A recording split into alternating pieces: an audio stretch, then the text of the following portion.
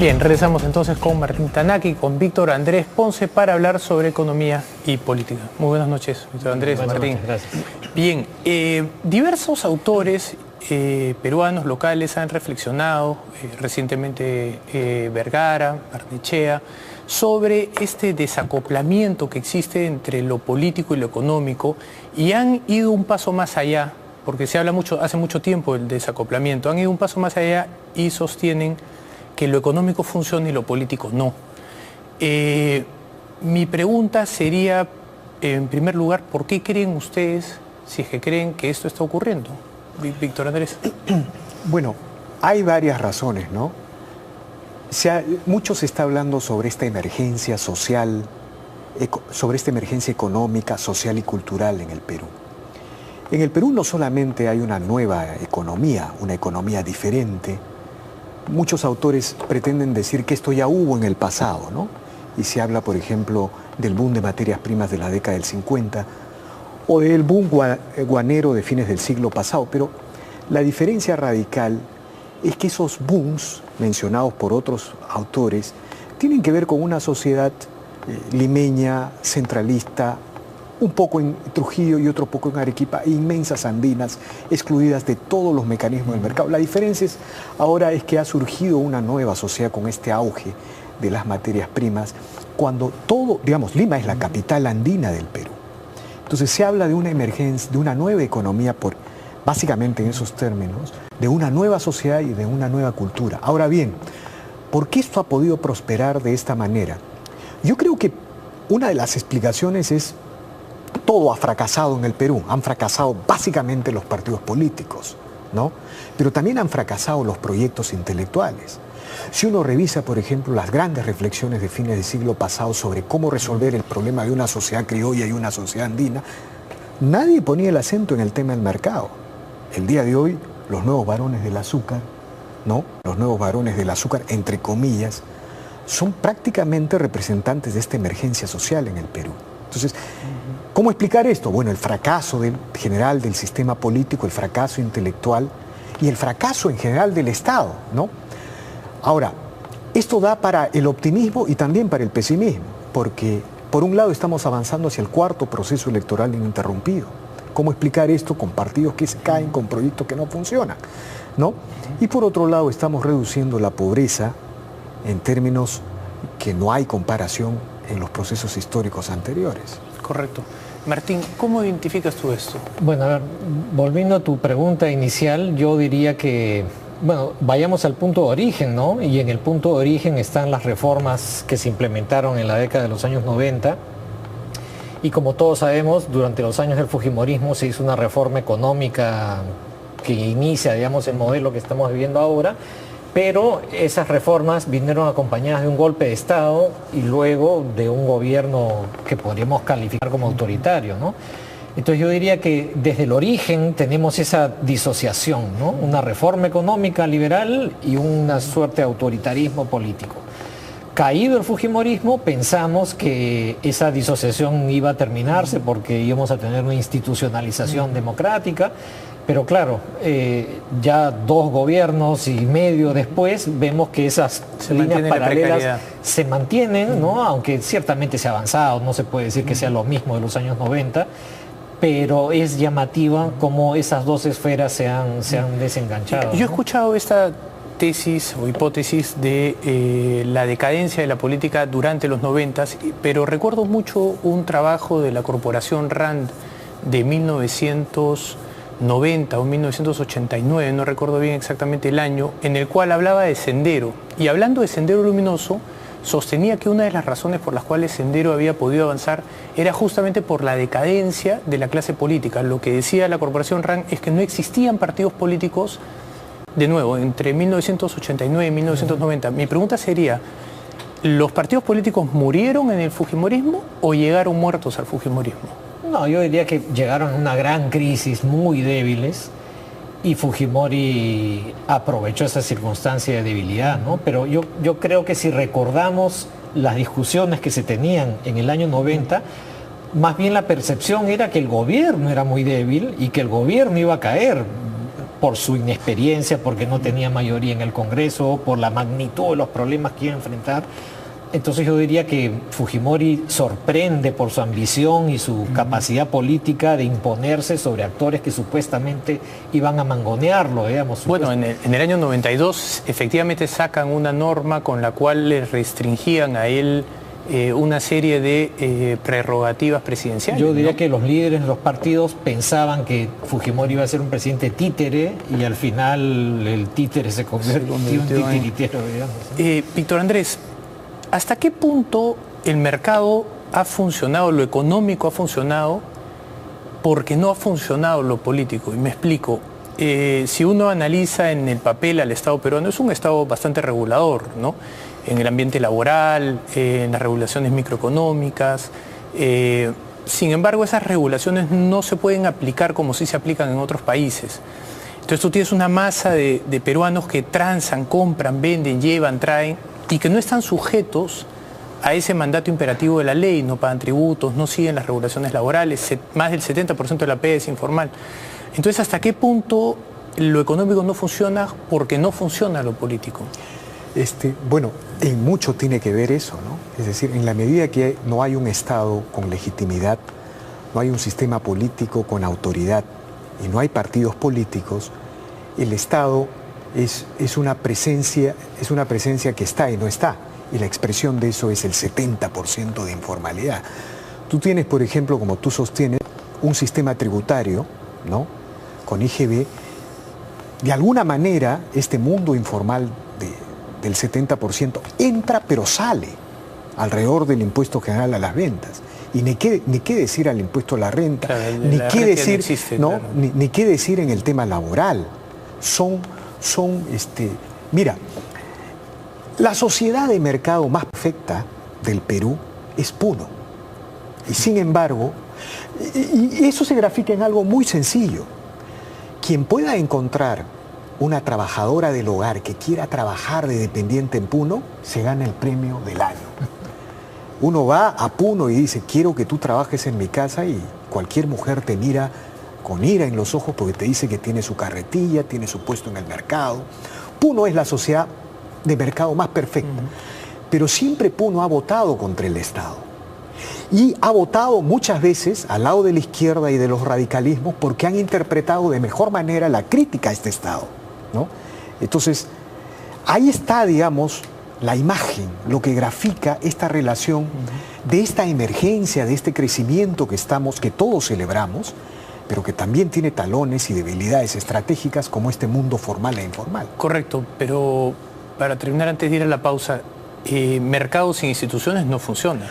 Un mercado, por más liberal que seas, tienes que asumir que tienen que existir instituciones que velen que ese mercado, los acuerdos que ocurren en ese mercado se respeten. Así es. ¿Qué ocurre en ese mundo informal cuando un acuerdo no se respeta? Bueno, el problema del mundo informal es que en el mundo informal ya no hay pobreza, pero tampoco, digamos, es fácil pasar de la llamada acumulación originaria. De vez en cuando surge un outsider del mundo informal que se despunta y construye una gran empresa que entra al mundo formal y a veces tiene una actuación internacional.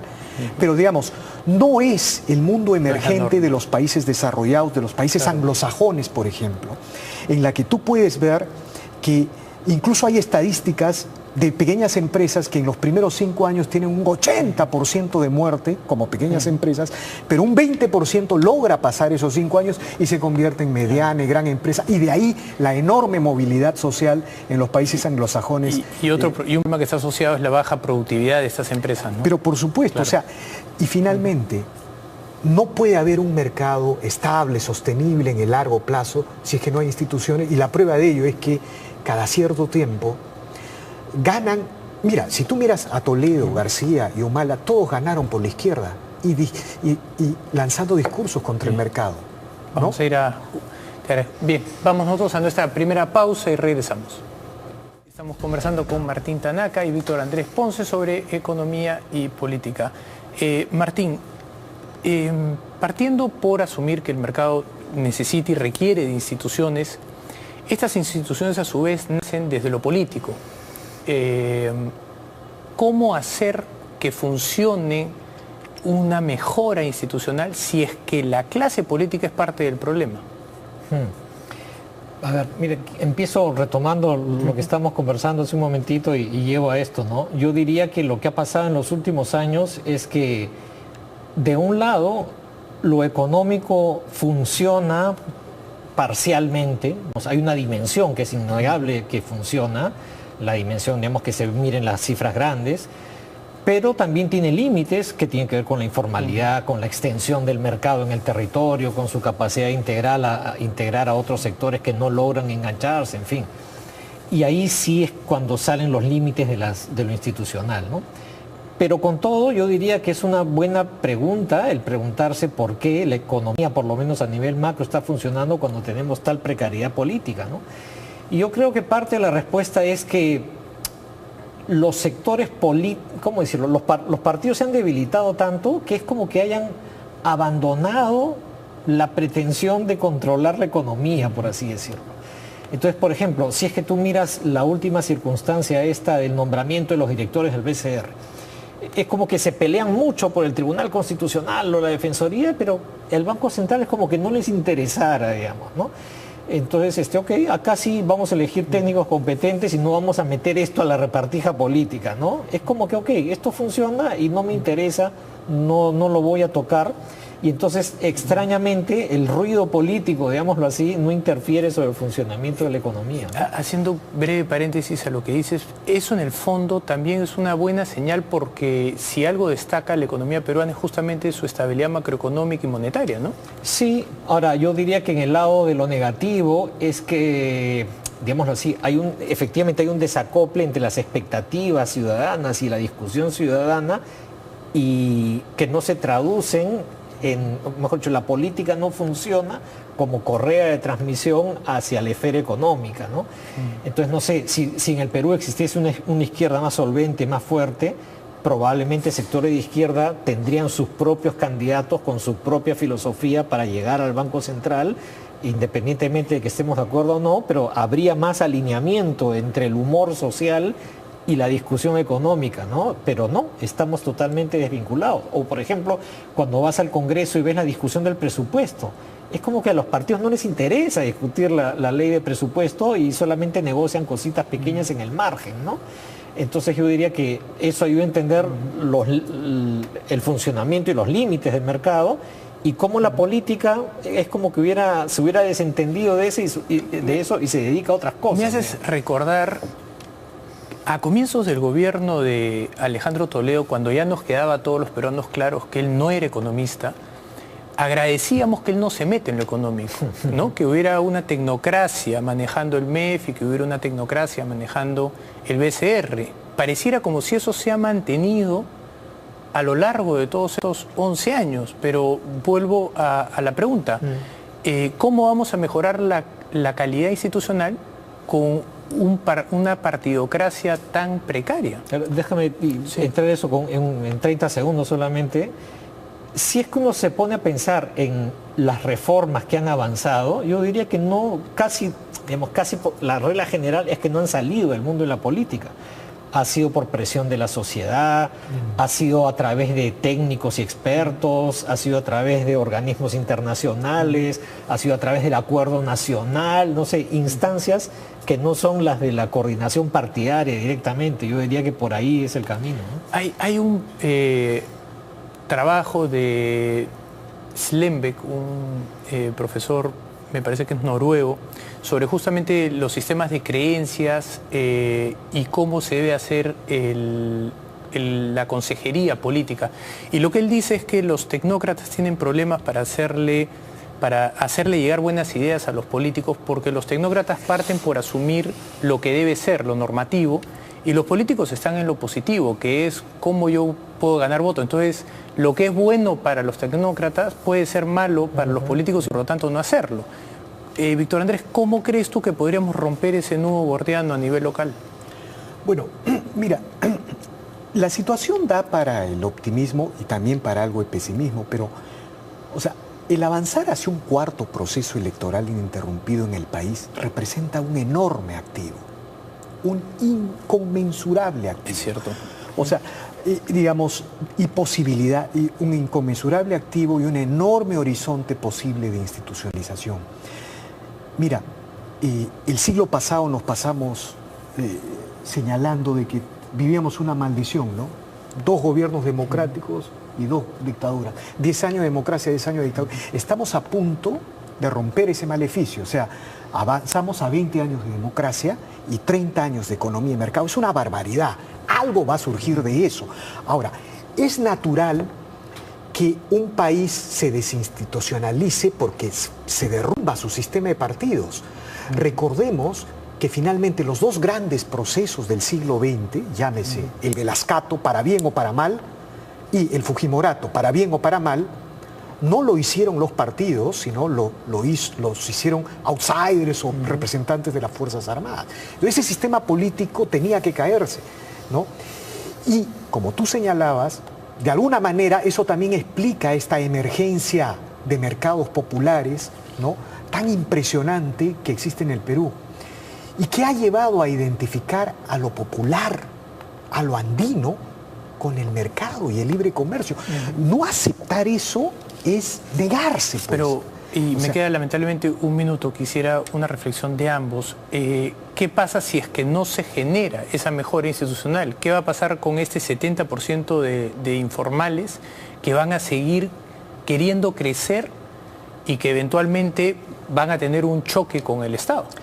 Mira, estos informales, cuando no encuentran una representación política y adecuada en el Estado y siguen identificando al Estado como su enemigo, muchas veces evolucionan hacia el proteccionismo.